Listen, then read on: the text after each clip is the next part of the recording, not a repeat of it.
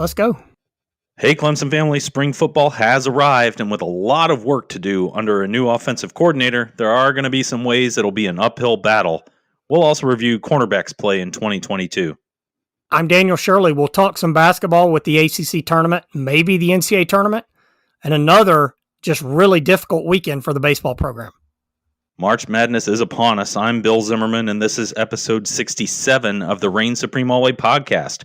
Welcome to those of you joining us on your favorite app or at youtube.com/Clemson Kickoff.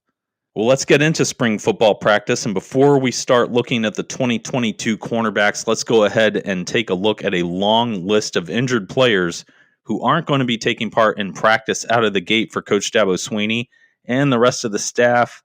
We got to hope that's not going to lead to setbacks, especially for those on offense under new offensive coordinator Garrett Riley.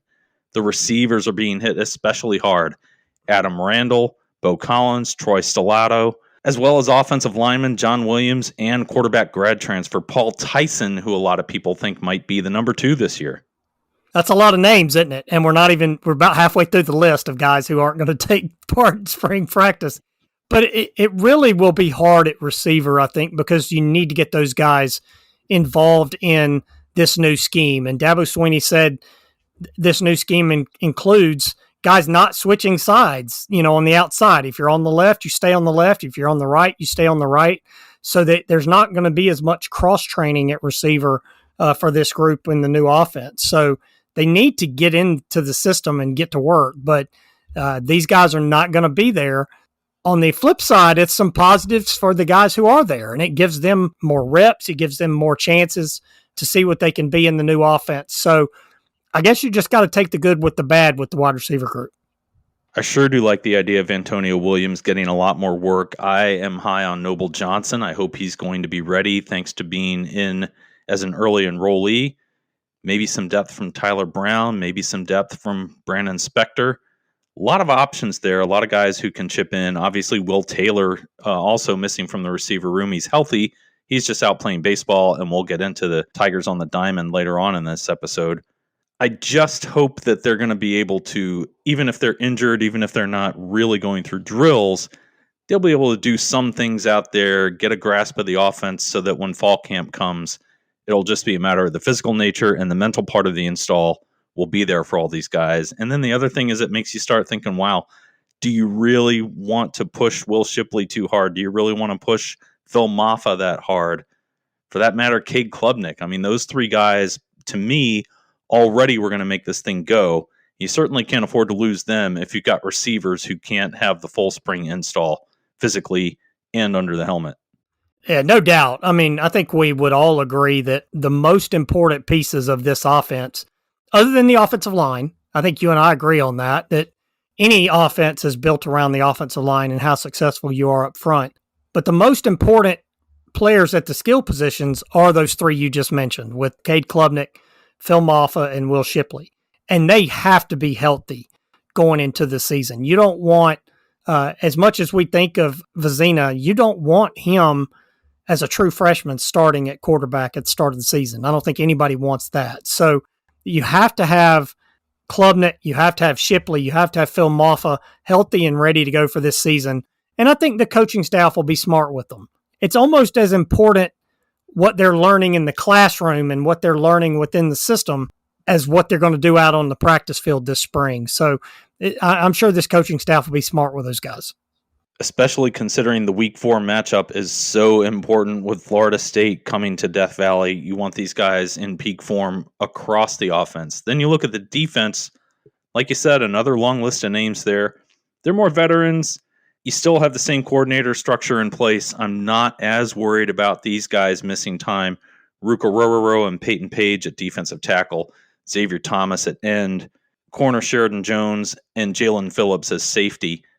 It's a long list. One thing I think about on both sides of the ball combined is, you kind of realize just how banged up this Tigers team probably was when they weren't playing as well in the second half. It also shows you how key it is during the spring to get that depth together, for the coaches to have more guys ready to go as the season goes on. When guys are dinged up and maybe not 100%, you want someone who's close in ability to them to be able to turn to. Let those guys get healthy. Don't force them to play less than 100%. Andrew Makuba was kind of the poster boy for that last year. We know he's talented, but he didn't play well because he didn't have 100% to give.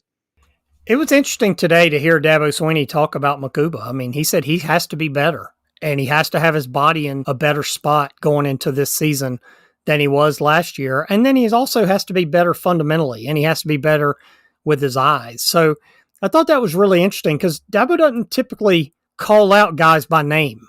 And he, he was asked about him, so he didn't really bring it up himself, but I thought that was a really interesting part of the news conference today to preview spring practice, to hear him say, look, Makuba's got to be better getting his body in shape. He's got to be better all around. And it sounds like he's off to a good start. Dabo said he's put on a little bit of weight and he's in better shape this year. So maybe that's a positive sign as we go into these spring practices. One thing I wonder, and we probably won't get much of a hint about it this spring, we'll have to wait until they take the field against Duke, is just how is Wes Goodwin going to balance the play calling? How is he going to be aggressive versus how is he going to be sure that all the gaps are covered? Gap coverage was a problem. Screen coverage was a problem last year. It seemed like it was a different thing every week early on, and then later, again, just inconsistency took over. I wonder how that's going to affect his play calling. I wonder how he and Mickey Kahn are going to make changes this spring to get guys ready to be a more stout defense and not allow teams to figure out, hey, this week we can beat them this way. It was a weird year for the defense, wasn't it, Bill? Because we went into that season thinking, okay, this is going to be a dominant group. We got all the linemen are back. Everything is set up for this to be a dominant group. And they were okay early. They were inconsistent. Then there was that terrible Wake Forest game. And then it felt like they kind of found their footing a little bit. Well, then there's the terrible Notre Dame game. And okay, then they got back on track. And then they played awful against South Carolina. They played awful against Tennessee. And it was just an up and down, inconsistent, weird year for that defense. Hopefully those kinds of things that caused that get straightened out this spring by that defensive staff.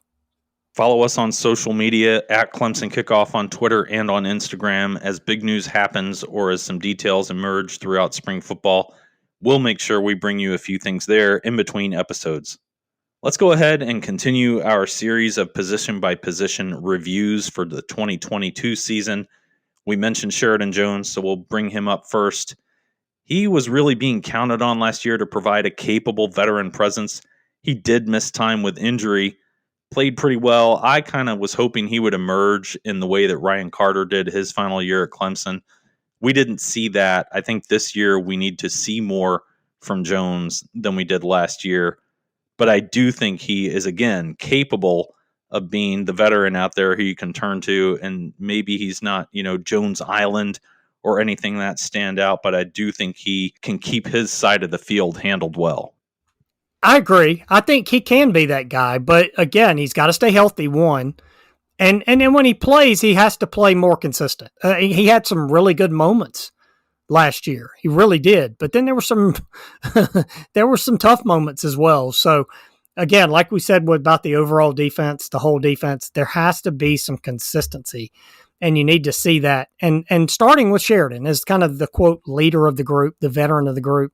I'd love to see him be more consistent coming up in 2023.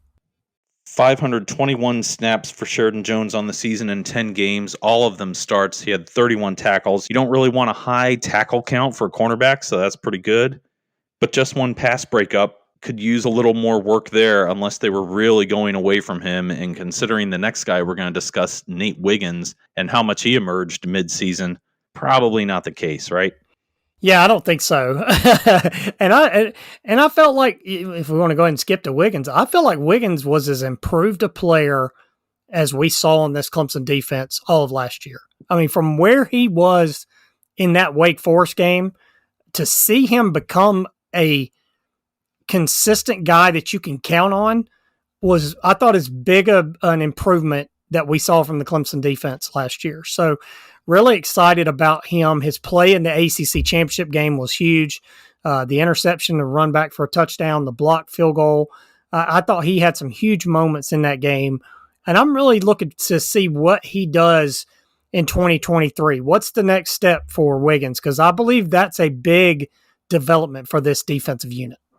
Would love to see Wiggins add a little muscle and then a little physicality to his game as a result of that. He had 11 starts in 13 games, 767 snaps, 22 tackles. Again, that's a pretty nice ratio.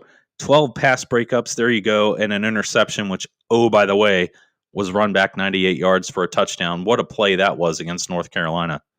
Yeah, that might have been one of the plays of the year, right? I mean, because if North Carolina scores a touchdown there, it's a ball game again. And Nate kind of put that game away with that pick six. So really thought that was a huge play and looking forward to see what he can become in 2023. Yeah, I think he's got a lot of room to grow, not just physically, but also on the field. He's the kind of guy who could really become your next sort of Andrew Booth type of player, shining in that backfield. A.J. Terrell, Trayvon Mullen, guys who get drafted high by the NFL. Then you look at a couple of freshmen who stepped forward last year. Toriano Pride had the better season of the two, 333 snaps, 4 pass breakups, and just really looked the part to me. And I know that's kind of a generalization. Yeah, he was not, again, a shutdown corner, and you would think that's probably because of his youth in a lot of ways. So how is cornerbacks coach Mike Reid going to work with him to turn him into a real third option at corner, be able to play in the nickel? I think he's got the physicality for that, but also to make sure that Makuba can stay where he belongs at safety. I would love for Makuba to stay at safety. Right. I know they cross-trained him last year. I know they tried that experiment last year. I think that played into some of his struggles in 2022. So that really does kind of open the door up for Toriano to have a kind of a breakout season in 2023. Look, the talent's there. I don't think we can deny, or anybody would deny the talent is there. But he was a young guy last year, just kind of learning how to be a college player. Again, development. How is he going to develop this spring to step into a bigger role? Is another big piece of the puzzle for this defense in 2023. The other freshman I wanted to reference is Jaden Lucas. And boy, in last year's spring game, we certainly saw the ceiling of what he can be. Only got out there for 87 snaps, though, during the season. You'd like to see him be relied upon more next year. And of course, with the 187 snaps from Fred Davis having transferred to UCF, there's an opportunity right there. Again, the skills are there. I mean, we saw, the interception for him in the ACC championship game as well. So it's just young guys learning how to be college players. You need to see growth from them, the two of them, coming up in 2023. But I think the talent is there. I mean, the speed is there. The skills are there. They just need to be more consistent with their work ethic, more consistent with their fundamentals, and everything that kind of goes into being a good college player. Another guy we might see at corner is Malcolm Green, especially in those nickel situations. He's certainly got physicality when he's on the field. 95 snaps, not as many as I had hoped. I really wanted to see more from him. Did have some injury troubles, and maybe other reasons also kept him off the field at times. Green is someone who could emerge. I was hoping it would happen last year. There's still reason to hope that it could happen in the season to come. I mean, when he's healthy, he has contributed. And he's been consistent, and he's been a good player, but he's just been hurt and hadn't been able to get on the field as much as he would like, and I'm sure as much as fans would like for him to do that. So if he stays healthy, I think that's another good piece there that they have, and glad he's back. What do you think comes out of 2022 for this corner group that Reid can work on in general? It seems like every guy has a little bit different thing that he's got to work with. And I totally trust Reid to sort it out, work with these guys, make the most of them that he can. There are tools there, and there's skills there. And I trust Mike Reid as much as anybody on this staff, to be honest. I think he's a future head coach somewhere, and I love what he's done with this group. And he's put guys in the NFL at cornerback when Clemson hadn't done that in a long time before this last stretch here. So there's talent there. There are skills there that can be worked with. And I think he's the right guy to get that done. Be sure to check out our homepage, ClemsonKickoff.com, see an archive of past episodes where we've been right, where we've been wrong. We don't get it right 100% of the time. Not afraid to admit that, right? And also, you'll be able to check out the football schedule and some other great resources as well. Let's go ahead and get into basketball. Tigers closed out the regular season with a win over the Irish. and could soon face Notre Dame again the way things are set up for the ACC Tournament. Clemson really does need at least one more win, and I think you and I differ on this a little bit. I think they need two. We'll see how it goes. They will play in the late game Thursday against either Virginia Tech, Notre Dame, or NC State. None of those would be terrible matchups for the Tigers. They beat NC State and Virginia Tech twice. They beat Notre Dame once, so they're 5-0 against that group. I think it's great and a big plus that they don't have to play until Thursday. So if they play one of those teams, they should be in good shape. Look, you said they need to win 2 games. I was in that position last week where I thought they had to win at least 3 games to get in, and one of those would be the Notre Dame game, and they won that game. And I thought, well, okay, they're going to have to win 2 more in the tournament. But the more bracketologists that I see and the more projections that I see, it feels like if they win Thursday, especially if it's NC State, that they'll get in and that they've got a real shot to get in this tournament. So, we'll see how it plays out. I do feel like if they win 2, there's no doubt they're in the tournament. But, things change so quickly with this bracketology stuff, Bill. Like Joe Lunardi this morning had Clemson as the first team out of the tournament. And now they're the 7th team out. And I don't know what changed between 9 a.m. this morning and 6 p.m. tonight. So they're going to need some help. They're going to have to get some help to get in. But look, I think the resume is there. They're the only team, Tim Bray tweeted out, of the 16 or so teams in this group that's on the bubble that has a winning record in quad 1 games.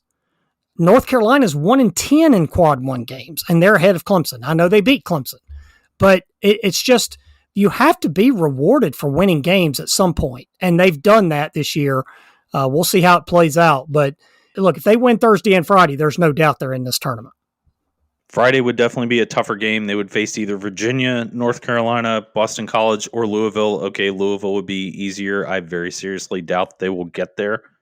So that Friday win is likely to be a quality win, especially if it's Virginia or North Carolina.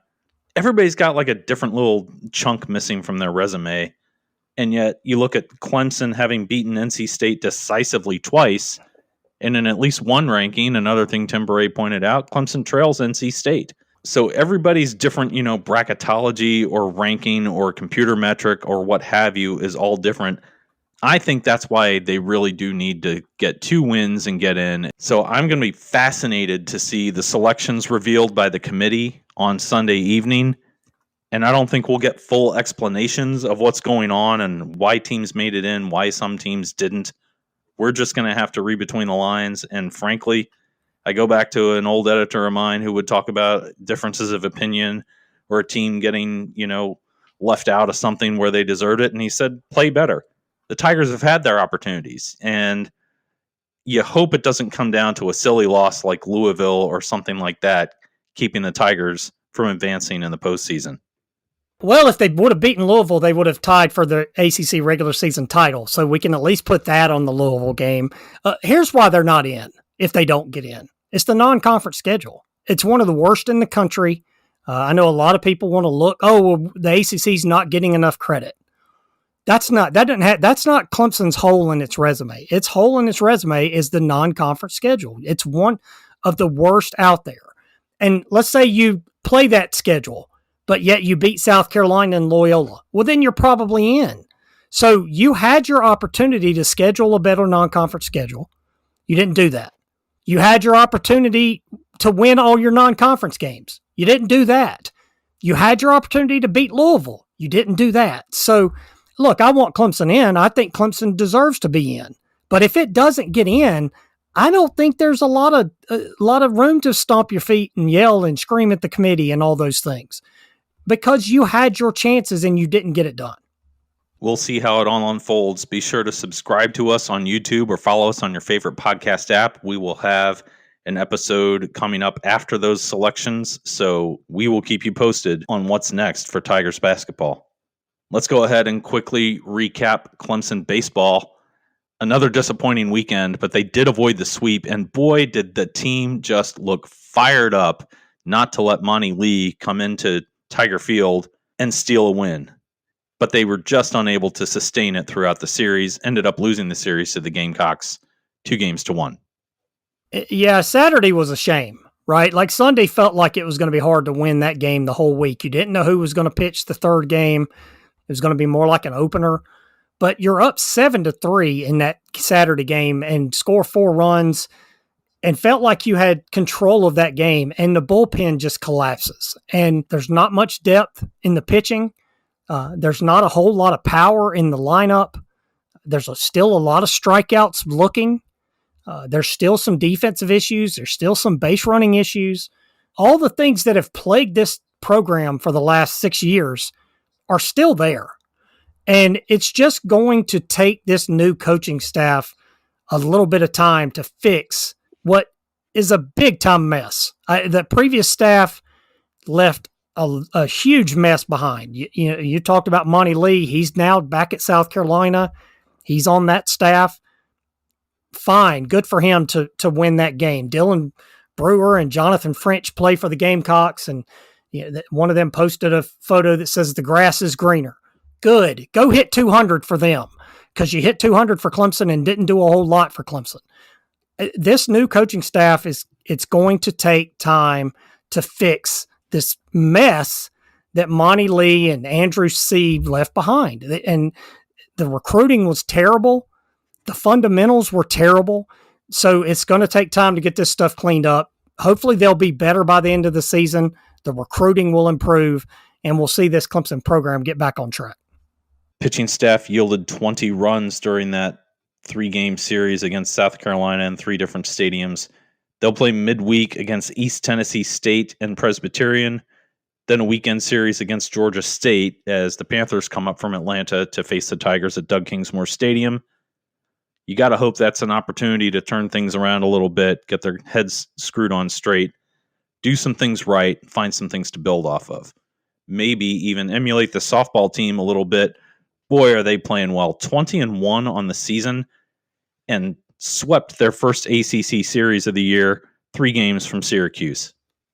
Bill, they are so fun to watch. I mean, the pitching staff is a complete group. I mean, they can throw any of those 4 pitchers out there and you can feel comfortable that they're going to get the job done. And then the offense is just top to bottom. Somebody's going to come up with a clutch hit when they need it. And Valerie Cagle might be the best player in the entire country.